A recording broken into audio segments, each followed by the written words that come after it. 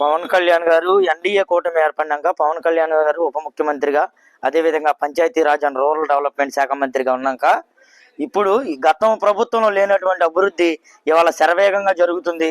గ్రామాల్లో సీసీ రోడ్లు పెద్ద ఎత్తున నిర్మిస్తున్నటువంటి పంచాయతీల వైజ్గా మేజర్ పంచాయతీ అయితే 1 కోటి, చిన్న చిన్న పంచాయతీ అయితే 50 లక్షలు, 20 లక్షలు, 30 లక్షలు అలా ఇచ్చి మట్టి రోడ్డు అనేది ఉండకూడదు, మొత్తం సీసీ రోడ్లే పడాలనే సంకల్పంతో ఉప ముఖ్యమంత్రి పవన్ కళ్యాణ్ గారు మంచి సంకల్పంతో ముందుకెళ్తున్నటువంటి మంచి గొప్ప మనసున్నటువంటి నాయకుడు.